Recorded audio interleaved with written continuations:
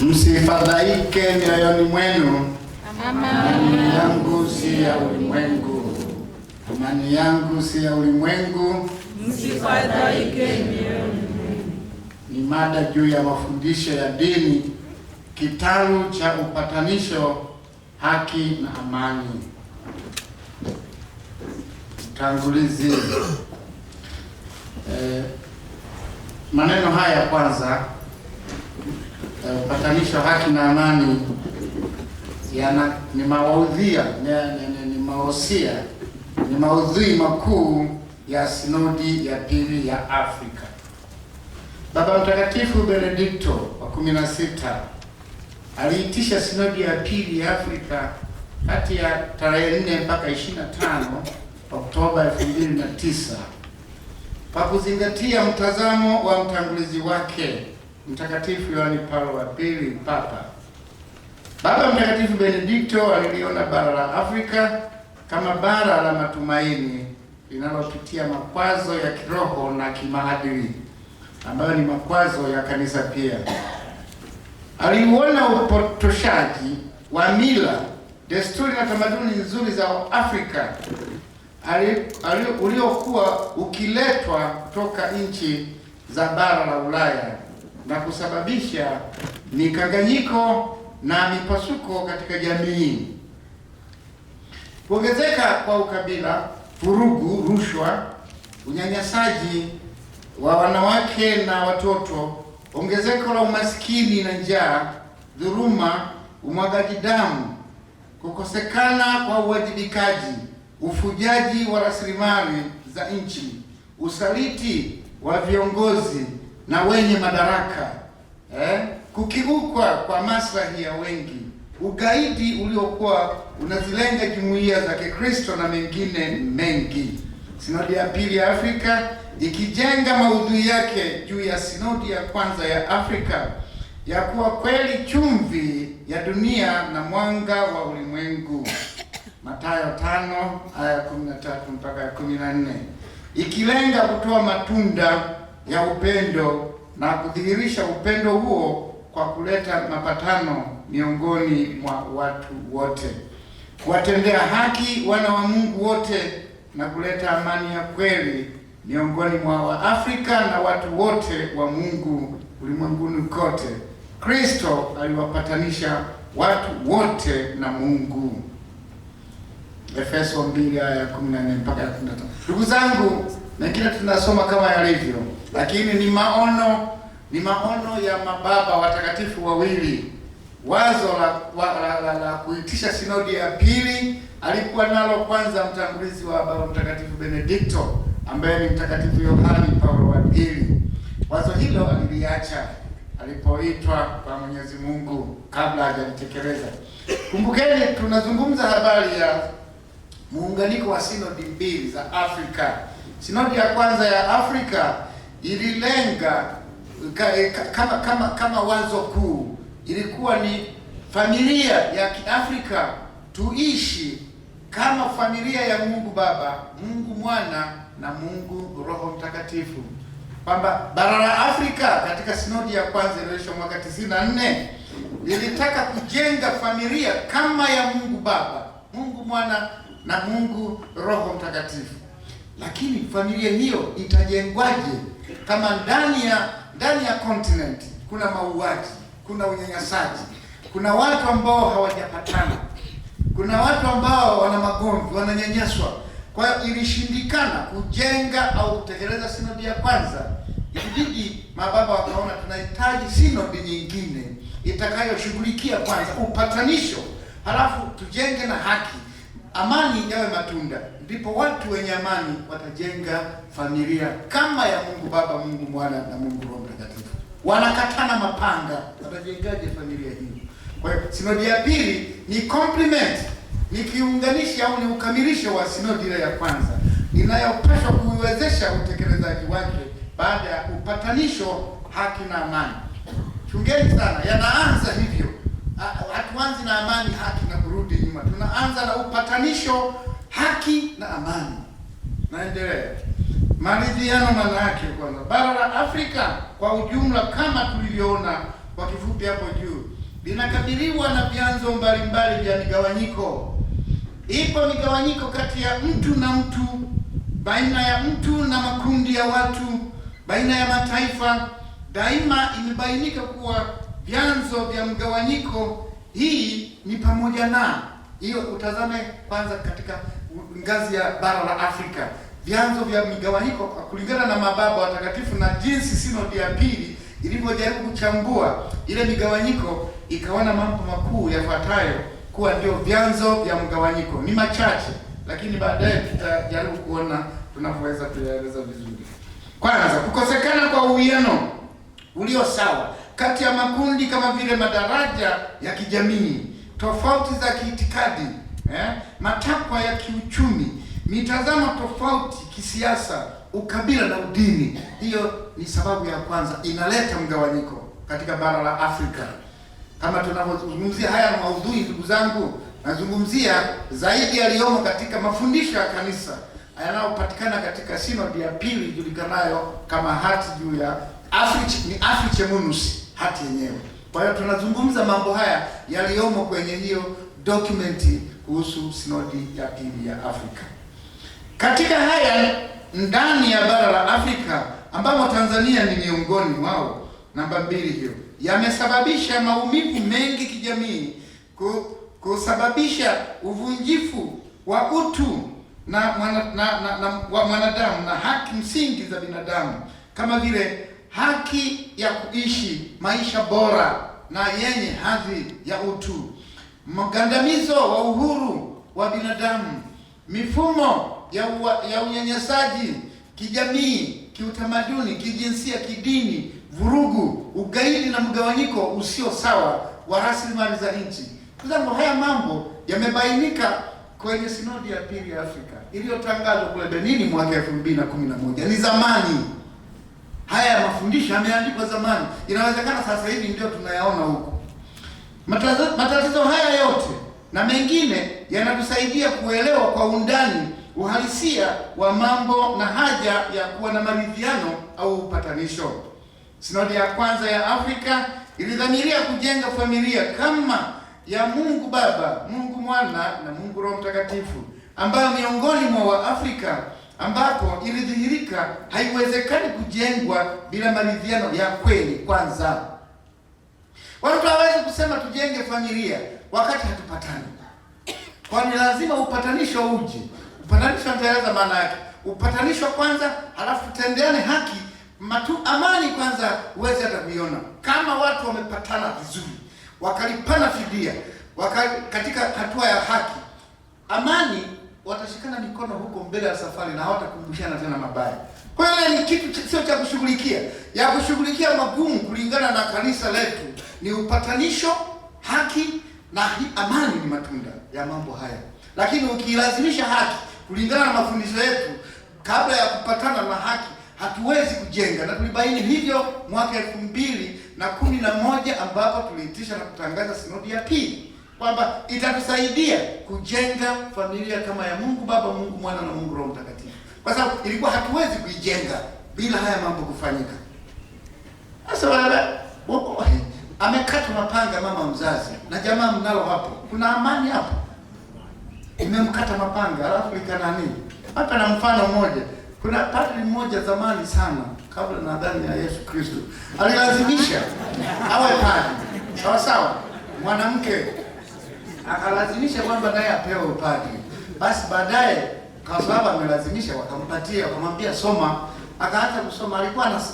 Alikuwa anasomeshwa na kaka yake. Anampa ile hela kaka yake, na kweli bahati akafanikiwa, lakini alipofika hatua fulani hivi yule baba yake alikata kwa mapanga akafa. Unaona? Akafa kabisa. Akajikuta hana mtu wa kumsaidia. Akatanga, lakini kwa sababu alikuwa amekwenda hatimaye akabahatika, wakamlipia Wasamaria wema akawa padri. Mwanamke lakini aliyekuwa anataka awe padri. Sasa siku anaungamisha, likaja jamaa pale kwenye kitubio ile confession box. Linasema mimi nilimkata mapanga mtu fulani mpaka akafa na naomba dhambi zangu ziondolewe. Hayo maneno yale. Alipomaliza tu kusema huyu padri wa kike, si akaanguka chini. Kwa sababu niliyemsema ndiye kaka yake. Kazi ngumu sana hii. Upatanisho. Tunasema fumbo la maridhiano au upatanisho linaunganika na fumbo la msalaba na upendo. Upeo ambao Mungu ameuonesha kwa mwanadamu. Maridhiano au upatanisho una maana ya kuunda upya mkamilifu miongoni mwa wale waliopatanishwa. Maridhiano au upatanisho wa kweli hauwezi kukamilika na ukadumu hadi pale unapofikia kutibu maumivu yaliyosababishwa. Unajua, kitendo cha Kristo kufa msalabani ni kitendo cha maridhiano, kufanya maridhiano, kutuunganisha sisi wanadamu na Mungu. Gharama yake ili turidhiane na haki tendeke, ilimbidi Kristo afe msalabani. Watanisamehe mababa, hizi lugha ninazozitumia hizi wanaweza kufafanua zaidi wenyewe, lakini mimi nasema kitendo cha kifo cha Kristo msalabani kilikuwa ni kitendo cha upatanisho, kilikuwa ni kitendo cha kuwezesha maridhiano ya mwanadamu na Mungu. Kwa hiyo unaona jinsi ilivyomgharimu Kristo kuridhiana na watu ili kuwe na amani, ili kuwe na haki. Sasa sisi tunataka kulipua wakati mwingine. Kwa hiyo ili kuwepo na maridhiano ya kweli, lazima maumivu, majeraha yatibiwe yaliyosababishwa na aliyesababisha. Kwa hiyo tunasema namba moja, upatanisho ni zawadi ya Mungu kwa waliovunja ushirika kamili na Mwenyezi Mungu. 2, upatanisho hulenga kuonyesha uhusiano uliovunjika. Mara nyingi hutokea wakati ambapo sababu za ugomvi zimekuwa zimeeleweka. Hata hivyo, upatanisho au maridhiano huanza na yule aliyejeruhiwa. Sasa wewe kama umejeruhi, huwezi kuanza kuongoza ule upatanisho. Aliyejeruhiwa kwanza aridhie kupatana na wewe. Akisharidhia kupatana na wewe, ndipo mnaanza sasa kutaka kujua anataka nini. Na haya mambo yanafanyika hata vijijini. Utashangaa sana. Kijijini mtu anaanza kumuumiza mtu, lakini wazee kule wanajua. Anaulizwa, jamani, huyu ndiye aliyefanya hivi, huyu ndiye amekosea hivi. Sasa wewe ndugu yangu unataka nini uliyeumizwa? Anasema aliyeumizwa. Sasa wazee wanaanza kurekebisha. Huyu naye analialia, sina hela hizo, sina ng'ombe hizo, naomba mnipunguzie adhabu. Sasa ikitokea hivyo, ndipo wazee wanajaribu kulainisha na nini, vitu, huyu ng'ombe 80 ulizosema ana 50, utakubali? Bwana alishasema basi zinatosha tu, kwa vile najua kweli hana zile ng'ombe, mimi nakubali tu hiyo yaishe. Nakubali yaishe na niko tayari. Hapo ndipo upatanisho utafanyika. Hizo ng'ombe 50 zitatolewa, talipwa hilo aliyejeruhiwa. Hawa watu wawili watashikana mkono na wazee kule jijini wanakunywa pombe yao. Namba 3, maridhiano au upatanisho hutokea ukweli unapobainika. Hamwezi kuanza maridhiano halafu sababu za kukosana kwa wanaohusika hazijawekwa wazi, na kila mmoja anajaribu kuweka ukweli, halafu nataka tu lile amani litokee. Katika hali kama hiyo haiwezekani, hayawezi kuwepo maridhiano ya kweli. Haya ndugu zangu, haya ni ya kanisa. Haya ni mafundisho yetu ya kanisa, tena yameandikwa siku nyingi.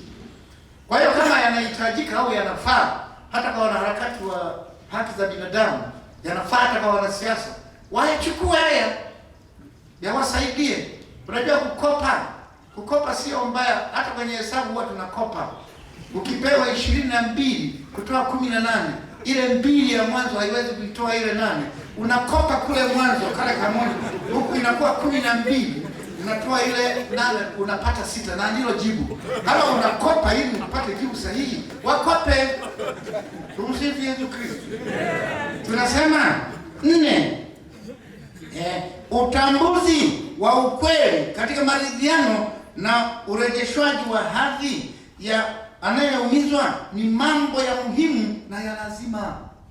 Ndugu zangu, reconciliation, patanisho, maridhiano bila kuhakikisha kabisa kwamba ukweli umepatikana, tunafanya nini? Haiwezekani. Lazima yatabaki magonjwa, lazima tutahangaika sana. Kama ni tume tutaziunda sana, lakini bila kugusa penyewe itakuwa ni shida. Haya mambo sio mepesi sana. 5, maridhiano ni zawadi ya makubaliano ya pande mbili, bali ni tendo lifanywalo kwa uhuru na upande ambao haukutendewa haki. Asishinikizwe aliyeumizwa. haiwezekani, ni mpaka akubali kwa hiari. Hiyo ndio elimu ambayo ni ya kawaida tu kabisa. Maana unasikia katika jamii zetu kuna wengine wanataka waanze na amani. Sasa lakini ukisoma CV, wengine wana PhD. Jiuliza CV nadhani ndio maana Kishimba alikuwa akubaliani nazo. Maridhiano hufanyika katika mikono mitupu, ni tendo la maelewano ya pande mbili ambapo nyuso zao wote huziona kama uso wa Mungu ambao ni sawa na ubinadamu halisi. Watu wanaporidhiana huwa wanacheka, wanakumbatiana, wanashikana mikono, maridhiano ni tofauti na makubaliano. Ni tofauti na mikataba tunaojaza kwamba mimi nitakupa hivi nitafanya hivi. Ile unawezekana kuna mtu mmoja amekubali tu kwa sababu anahitaji hela, anasaini ule mkataba. Lakini maridhiano lazima tatizo lichimbuliwe, lijulikane, lishughulikiwe, liishe. Watu hawa ndipo wapatane. Na katika kushughulikia tunaingia kipengele cha haki. Mchakato wa maridhiano na upatanisho huelekea kujenga haki. Kiteolojia, haki ni uhusiano mzuri katika jamii uliotegemewa na Mungu Muumba. Haki hujumuisha uhusiano mzuri kati ya Mungu na viumbe, wakiwemo watu na mazingira. Katika kutafuta haki, ukweli ni sharti mojawapo muhimu. Sasa ukweli katika kutafuta haki, bila ukweli au kulazimisha ukweli kwa mtu ambaye unataka kupatana naye, haiwezi kutatua hili tatizo. Haliwezi kutatua tatizo. Kwa sababu tatizo hili ni la kimungu. Haki inakuja kimungu. Kwa hiyo ukifumba leo ukamlazimisha mtu kupatana, wakati hujatoa ile hujagusa ule ukweli na kumtendea haki, kurekebisha na kuondoa maumivu uliyofanya, haitawezekana, kwa sababu dhamiri zake na kila kitu kutoka kwa Mungu haitakaa sawa. Maana yote yana miongozo hiyo. Ile haki kwa mtu, haki kwa mtenda, haki inatokana na kuhakikisha kuwa unamtendea anachostahili kutendea. Ulimuumiza, unamtibu yale majeraha. Ulichoma nyumba yake, unailipa ile nyumba. Uliua mtu wake, mtakubaliana fidia gani walau ulimridhishe yeye aliyeumizwa. Katika kujenga upya haki iliyopurukushwa na mipangilio mibovu ya ugandamizaji, ukweli ni kipengele cha lazima. Nimekwisha sema ukweli ni kipengele cha lazima. Kwa tunasema amani ni zaidi ya kumaliza migogoro. Amani ni zawadi ya Mungu. Ni zaidi ya tunachoweza kupata sisi wanadamu. Amani huja kwetu kupitia kwa Kristo. Amani kutoka kwa Mungu. Kwa wanadamu, kwa wanaoshughulikia maridhiano, amani huhitaji ukweli na ujengaji wa haki. Ndio maana usemi sahihi ni maridhiano au upatanisho, haki na amani. Usiyachanganye. Ndio tunasema msifadhaike mioyoni mwenu, amani yangu si ya ulimwengu. Kwa sababu amani ya ulimwengu ndio hiyo tunayohangaika nayo, kujitetea nayo, kwamba sisi tunataka tukae nchi ya amani, tusipigane. Si swala la kumaliza migogoro, si swala la kuacha kupigana. Amani ni mchakato unaoanzia na maridhiano ya kweli. Kwa maana yake ni kwamba ukweli umesemwa, halafu haki imetendeka kwa aliyeumizwa. Halafu baada ya pale watu hawa amani wataiona tu wenyewe, kwa sababu hakuna kipengele kinachowapa shida tena miongoni mwao. Tunaelewana hapo ndugu zangu? Dakika 20 nilizopewa nafikiri nimezitumia vizuri kwa leo. Naomba nikomee hapa ili tumsifu Yesu.